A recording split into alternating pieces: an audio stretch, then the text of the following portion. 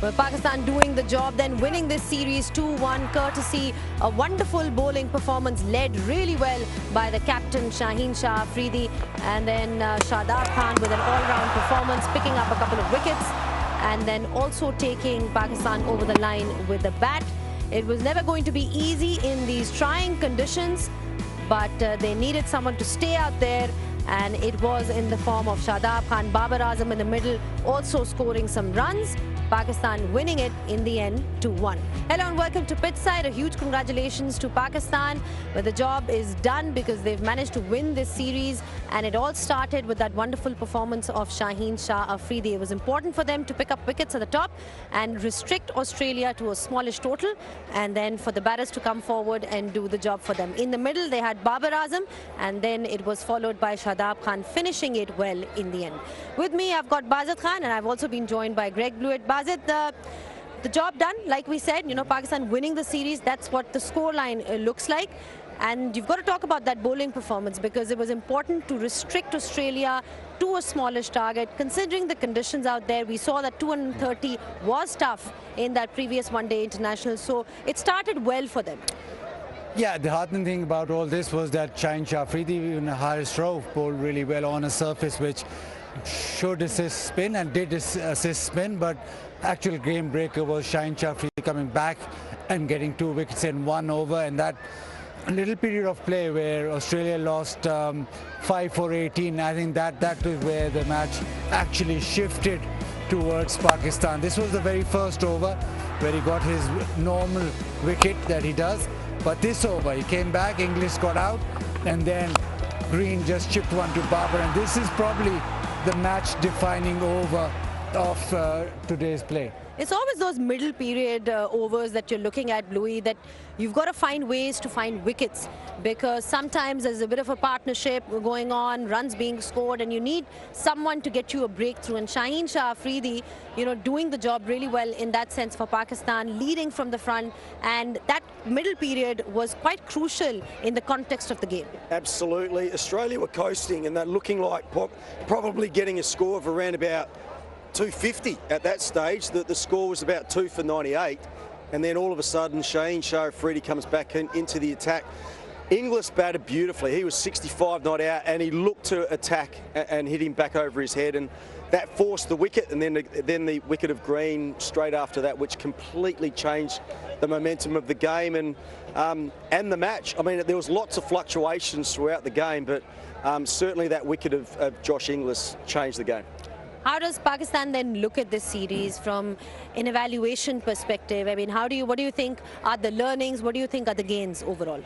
Look, they wanted tracks which turned, and they got exactly that, and they've been tested with the bat, especially how to go about playing on these spinning tracks. I think they would have sort of looked at who will stand up in pressure situation. Ghazi Gori batted well, his keeping still has to come on, but he batted well through those 2 games, and today you would look at Samad as he closed out the game. It is a small little innings, but it was under pressure, so you look at those particular occasions where the pressure comes on, who is going to stand up. Shadab again bat with the bat, so the involvement of Shadab now as a batting all-rounder, now they'll have to structure the side around that. So maybe they've already identified the fast bowlers as Shaheen Shah Afridi and Haris Rauf will play, but looking at players who can end games or sort of absorb pressure, you've got Ghazi Gori, and I think to some extent Samad today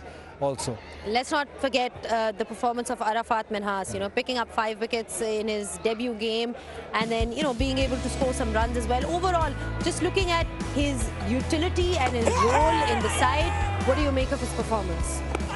Yeah, absolutely fabulous. He's been able to deliver at the bigger stage. We always knew that he's got the temperament to be able to get in terms of pressure, to get through the pressure of international cricket, but the bowling wise he's been very consistent with his length, even though the ball was turning, but his length was perfect. Even in the first game where he finished the game with a 6, that will do wonders for his confidence. But you look at him and you think we can develop him as a proper all-rounder in white ball cricket, especially the way that he bowls. Positives for Australia. Kuhnemann was exceptional, but we got to witness today as well that peach of a delivery that we got to see him getting a wicket. So overall, you know, at least Australia's got someone they can groom, and he showed glimpses of his brilliance. Yeah, well, he obviously had the conditions throughout the series to work with, and you know, he's one of those bowlers, a bit like Arafat Minhas. You know, they just try and bowl stump to stump and fire them in there nice and quickly, and let the surface do the rest. Not every ball turns, of course, which makes it even more dangerous. But yeah, I thought he was a little bit off the second game, but overall, he had a very good series. Series win and a 2-1 win in the end, and convincing win today. They had their moments, but I think they'll be very happy with what they've got. Well, the captain would be happy with his own performance as well, because this ODI format, when you talk about Shaheen and the numbers that he's got in this series and before that as well, I mean, he's picking up rhythm and finding some kind of form, picking up wickets at the top with the new ball, which is his primary responsibility. Yeah, he likes bowling when he's captain, and even in the PSL we see when he's captain he has that extra bit of oomph in his bowling. Also he likes bowling against Australia, gets quite a few wickets, and today again he was the game breaker, and the captain being the player of the match and winning you the series, well, doesn't get better. All right then, thank you so much, Bazit, for your thoughts. Pakistan then, jubilation all round, celebrations, lots of hugs out there because they've managed to lift that trophy and win this series 2-1. Now we'll take a short break here on pitch side. When we are back, we'll be joined by Ramiz Raja.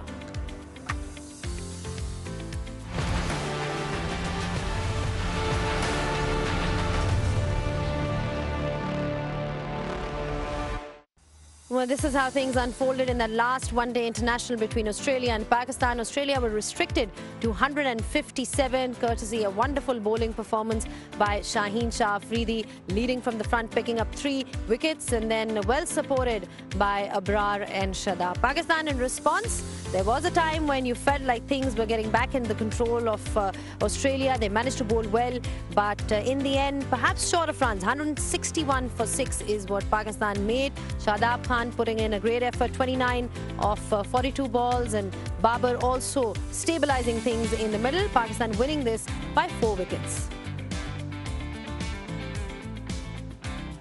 Well, plenty of positives for Pakistan and plenty of gains as well, but lots to think about as well, because when you look at what Pakistan has ahead, I've been joined by Ramiz Raja. They've, of course, got the ODIs now after a couple of months. So there is a bit of gap in there. And in that time, they can reflect upon things that they need to improve on. How do you look at this series overall for them? I mean, what are the key takeaways? The key takeaway obviously is the win, because after Bangladesh they needed something for the fans, you know, and they would have gone back home feeling just a little bit more comfortable regarding Pakistan cricket team and Pakistan cricket in general. But obviously, I mean, you know, they need to think outside the box maybe, you know, what happens when they travel to West Indies, for example, in a test match series, because, you know, the performance in test cricket has been quite low for a very long time, and then they go and play England in England, which is going to be another massive series. Now, how to convince the fans, the test cricket fans, I think that's going to be the key. Whether they have the ambition to be the best side in the world in test match cricket, I'm not too sure, because right now the emphasis in Pakistan generally is regarding white ball cricket, whether it be 50 overs or T20. But Pakistan need to be more aggressive in test match cricket with a better frame of mind. I think what we see as a test team is a mindset of the captain and the think tank. And I think that has to shift massively. Because look at Bangladesh, what they've done. You know, in the last series, they had a couple of bowlers, spinners, that had taken 250 wickets. Yet they prepared pitches for pace bowlers because they believed in the pace, and they defeated Pakistan 2-0. And I think moving forward, I think that's going to be the major call for Pakistan cricket. How well they prepare for test match cricket, or whether they are able to change the mindset, shift the mindset and win. In this particular series, though, I mean, would you have perhaps wanted to see some different faces as well in terms of trying out different combinations? I mean, there is the likes of Sufyan Mukim on the bench. There was Shamil Hussain, Ruhail Nazir. There's a couple of others, Naseem Shah as well. So how do you look at the options that Pakistan has? Well, Pakistan have never been able to experiment a great deal, even though, you know, the slogan has been the rebuilding phase and, you know, we're trying out new players. I mean, it looks great, but in practical terms, I thought they were a little bit shy regarding that option.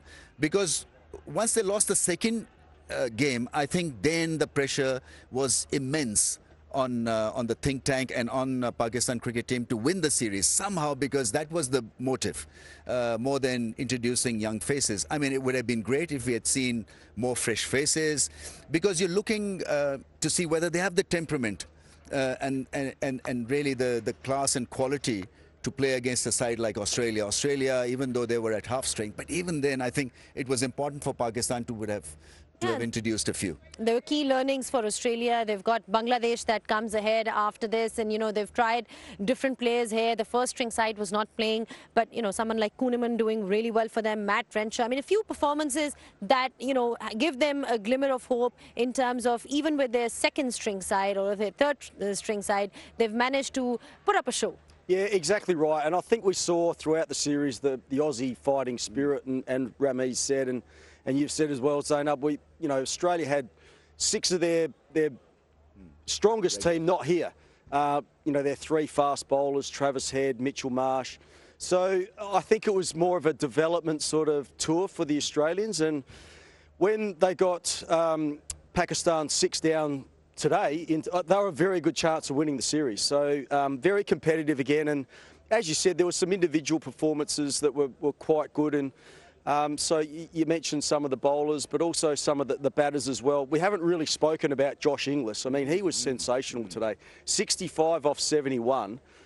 No one else really batted that well throughout the game. So, yeah, plenty of positives. And they had their chances. They really did. And just in the end, just, you know, probably Shadab, both occasions, just some runs at the end, got Pakistan over the line. All right. Thank you so much for your thoughts, Bluey. It's always a pleasure to have you here in Pakistan. Thank you so much. Well, mate. Yeah, thank you. Thanks, guys. Thank you. Thank you so much, Ramiz, to you as well. And yeah, that's pretty much a wrap from here when it comes to this particular series. Pakistan winning it 2-1, and they now have to wait until October. That's when they play their next one-day international series. Australia, really well fought overall. Some promising performances that we got to see. The youngsters standing up to the occasion as well. But in the end, it's Pakistan that won it 2-1. That's pretty much all that we have for you from here. Until next time, it's goodbye from all of us.